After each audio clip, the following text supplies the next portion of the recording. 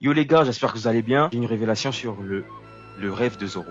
Sur, pas le rêve en vrai, sur l'objectif de Zoro, genre l'objectif de puissance qu'il veut atteindre à la fin de l'année. Je suis allé relire tout le combat Zoro vs King parce que la première fois que tu lis, il y a des détails, tu vois, il y a des trucs que Zoro dit que tu passes vite fait. Carrément, j'avais oublié qu'il avait dit ça. T'as un flashback. Là, on nous montre qui était Kozaburo Shimotsuki, je crois que c'est ça son name. Et on nous montre un petit peu le développement par rapport au troisième Kitetsu, par rapport ça s'appelle comment, à Enma justement. Donc ce qu'on apprend dans le flashback, c'est que Kozaburo était le forgeron de Enma et du Wado Ishimonji. Voilà. Et oui, on apprend que c'est le mec Kozaburo qui a surnommé Enma le roi des enfers. Pour un épéiste lambda, c'était impossible de manier Enma. Et du coup, il y a des trucs très très intéressants que Zoro dit. Il dit, genre il parle à Enma, genre le mec c'est un fou. Zoro il est choqué de la façon dont Enma pompe son fluide. Il se dit wesh, donc il y avait un mec qui existait qui s'appelle Oden Kozuki et qui combattait avec cette arme comme si c'était un jouet. Genre le mec il prenait Enma comme ça, vas-y Oden Nitoryu, et il te défonçait ta race. Et à partir de ce moment, Zoro, il a capté. Il se dit, ouais, Oden Kozuki, c'était quelqu'un. Genre, moi, je suis en train de déployer mon fluide comme un malade mental. Justement, on a l'introduction du Haki des rois de Zoro. Genre, l'introduction bien montrée, genre la vraie introduction, parce que je crois dans le passé, il avait déjà eu 2-3 moves vite fait. On se disait, c'est pas du Haki des rois, ça. Il dit très clairement que s'il continue à déployer son fluide comme il le fait, il va mourir. Genre, le mec, il se donne, allez, il se donne un temps dans sa tête. En mode, je dois vite en finir. Si je n'en finis pas dans les secondes qui suivent, je suis mort. Donc à ce moment, Zoro se rend compte du niveau de loco du mec. Genre le mec, il a un niveau de fou. Il se dit, ok, je vois à peu près qui était le boug. Il en finit vite fait en une attaque de Akilero avec King.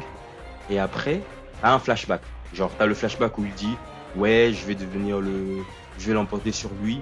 Je vais devenir le plus fort, le meilleur parmi les meilleurs. Et après, il dit, très bien, virgule, je vais devenir le seigneur des enfers. Vous avez cette phrase, cette transition, elle est très importante. Pourquoi? Parce que, le Zoro qui dit, je vais devenir seigneur des enfers, c'est un Zoro qui a côtoyé Mihawk. Il a côtoyé Mihawk pendant 2 ans. 2 ans, les mecs, hein. C'est pas 1 an, c'est pas 2 ans, c'est pas 5 mois, c'est pas 2 jours, c'est 2 ans. H24 ensemble, dans la même maison, dans la même résidence. T'as vu, ils étaient colocataires. Il sait très bien qui est Mihawk. Mais après ça, il aurait pu dire, ouais, genre après le flashback, il aurait pu répéter comme il a répété plusieurs fois. Zoro, à chaque fois, il dit, je veux devenir le meilleur des épéistes. Et pour lui, c'était ça l'objectif. Mais là, t'as un Zoro différent. T'as un Zoro qui a compris qui était Oden Kozuki. Genre le mec qui maîtrisait Enma comme ça, comme s'il prenait son petit déj. Oden Kozuki, j'ai justement fait une vidéo sur sa puissance. Pour moi, c'est du barbe blanche prime. Genre Oden Kozuki, c'est du plus puissant qu'un Yonko. Et pour moi, Zoro, à la fin de l'œuvre, il sera plus puissant qu'un Yonko. Donc voilà, petit parallèle. Il aurait pu répéter, je vais devenir le seigneur des épéistes pour rester, voilà, dans la logique de Mihawk. Je vais devenir le plus fort des épéistes pour rester dans la logique de Mihawk. Mais il connaît le niveau de Mihawk, les gars. Et là, il a eu un aperçu de quel était le niveau d'Oden. Il s'est dit, quand t'as vu, on va faire une transition. On va feinter les lecteurs. Il vous a feinté. Là, clairement, il vous a feinté. Même moi, au début, il m'a feinté. Parce que là, il a dit, je vais devenir le seigneur des enfers. Je vais reformuler, je vais acquérir la puissance de celui qui a maîtrisé Enma.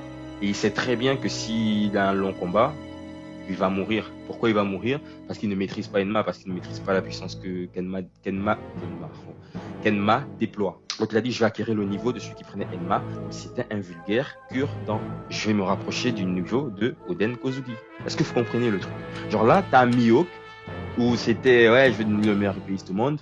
C'était, voilà, Zoro, il était jeune, il avait 8 ans, frère. Mais après, il passe 2 ans avec Mihawk. Il a son power-up par rapport à Enma. Il voit quelle est la puissance qu'il doit déployer pour maîtriser Enma. Et il dit, pas de souci, j'ai compris Enma. Il n'y a pas de souci, frérot, j'ai compris le message. Je vais devenir le seigneur des enfers. Il y en a, ils disent, ouais, seigneur des enfers, parce qu'en fait, t'as le nom, t'as l'épée, elle s'appelle Enma, du coup, le roi des enfers. Donc ça veut dire que, mais les gars, justement, Enma, qui est celui qui a maîtrisé Enma? Qui est celui qui se battait avec Enma comme si c'était, je sais pas, le mec il avait 16 ans et il maîtrisait Enma comme si c'était une vulgaire épée. Et on a très bien vu quand Enma met en difficulté Zoro. Zoro qui connaît très bien le niveau de Mihawk, il aurait pu rester dans la logique de meilleur épéiste. Mais non, il s'est dit, vas-y Mihawk, c'est un petit joueur. Il a... En fait, je me suis trompé. C'est pas le niveau que je veux à la fin. Le niveau que je veux à la fin, c'est un niveau que Monsieur Oden Kozuki avait. C'est le niveau de celui qui a maîtrisé l'épée qu'on appelle Enma. Donc voilà, c'est clair, les gars. À partir de ce moment, tu comprends quelle est la transition. T'as le Zoro adolescent, machin, meilleur épéiste, tac, tac, tac, il est fier de son rêve. Après, tu as le Zoro qui découvre un power-up, qui découvre le Haki des rois, qui découvre Enma, qui découvre quelle est la puissance qu'il faut déployer pour utiliser Enma, qui comprend qu'en fait, le meilleur épéiste au monde, c'est pas assez. Moi, je veux level up mon niveau et c'est le Seigneur des Enfers. C'est qui le Seigneur des Enfers? C'est celui qui maîtrise Enma. Qui a maîtrisé Enma dans le passé? Oden Kozuki. Est-ce que Zoro maîtrise Enma? Non, pas pour l'instant. C'est pas ce qui nous a été montré. Il va maîtriser Enma au fur et à mesure. Il va pouvoir déployer une puissance qui permet de contrôler Enma à sa guise. Et pour moi, il va surpasser Oden Kozuki. Voilà qui est Zoro, les gars. Donc si tu es d'accord avec moi, avec ce petit argumentaire vite fait, like, partage, commente surtout, dis-moi, frère, fais-le moi savoir, frère. Dis-moi en commentaire que tu es d'accord. Dis-moi même que tu n'es pas d'accord, il n'y a pas de souci.